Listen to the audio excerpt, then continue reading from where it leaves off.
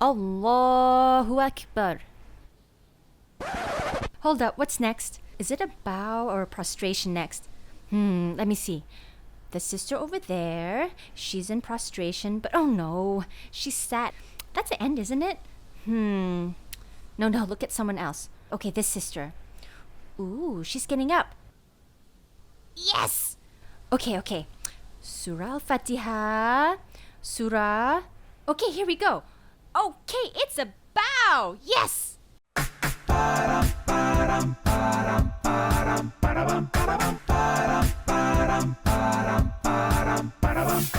Okay, so that was a situation that actually happens to a lot of new Muslims, and it happened a lot to me. You know, when I first started, praying alone without all my prayer diagrams and all of that. So I was ready to move away from my notes and my prayer diagrams and kind of go at it on my own. Whenever I arrived at a surah, it was it could be a new place even where, I hadn't prayed before. So I would get distracted. And it was really easy to just forget where I was, forget what movement I was on. So this is pretty common.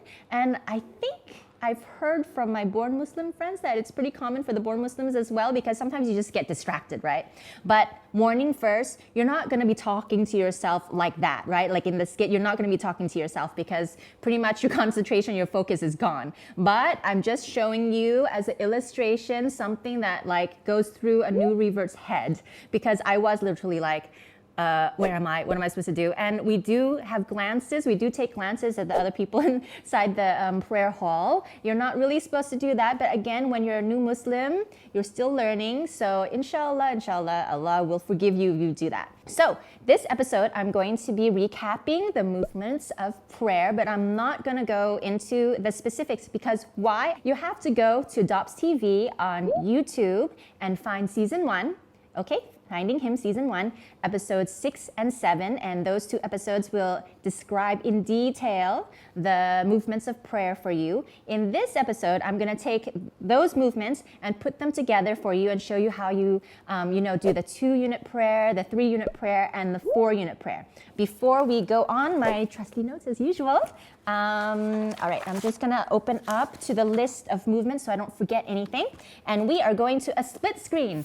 Okay, so you can see in the first screen, it's going to show you the 2-unit prayer. The second screen is going to show you the 3-unit prayer, and the last screen, the third screen, is going to show you the 4-unit prayer. Okay, so you can see that all 3 Alizas are starting with the standing. It's called the qiyam. And so you're standing facing the qiblat and with your eyes lowered, so serene and calm, right? After that, you do the opening takbir, the opening raising of the hands, and immediately put your hands folded over your chest. Okay, after that, the next movement is another takbir into the ruku or bow. After the bow, you raise your hands again and stand with your hands to your sides. Okay, now after that, you don't raise your hands again. You actually go straight into your first prostration. After the prostration, you sit, and then you prostrate a second time. And that's basically considered the first unit. Now, of course, there's no prayer with just 1 unit. There's either 2, 3, or 4. So we're going to stand back up. Do all those one more time until the second prostration. Now, if you are on the 2-unit prayer, you're going to now sit back up. After the second prostration, you sit back up. You're going to say the tashahhud with the proper hand and finger movement.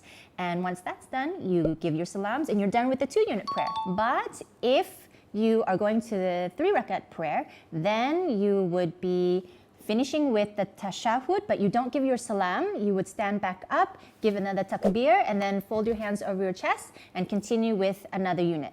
All the way until the second prostration. Now you proceed to the tashahhud with the proper hand and finger movement, and then end with the salam. And that would be your 3-unit prayer. But if it's not, it's the 4-unit prayer. Again, once you get to the second prostration of the 3rd rakat or unit, you stand back up, give 1 more unit all the way to the second prostration, and then you give the tashahhud with the proper hand and finger movements, and finally the salams, and you will be done with your 4-unit prayer. Okay, I know that could be kind of confusing still because, just listening to me talk about it is a little bit difficult. But you have the 3 split screens, so just keep replaying that. If you're still a little bit confused about each movement, again, go back to episodes 6 and 7. Yes, 6 and 7 on for Finding Him Season 1 on Dops TV in YouTube. And hopefully you'll be able to put everything together and you'll be fine after that. Now, one last thing I want to remind you are the names and the units of prayer for each of the 5 daily prayers. I'm just going to give them to you real quick. Okay, the early morning prayers are called Fajr or Subuh, and there are 2 units for that one. The next one in the midday is called Dhuhr, and there's 4 units for that one.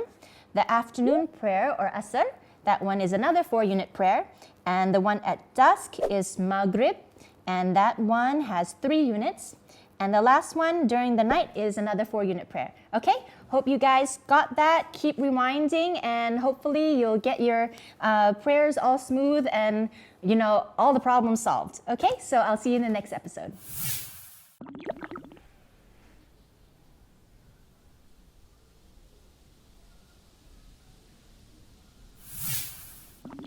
Hey, I hope you guys enjoyed that episode.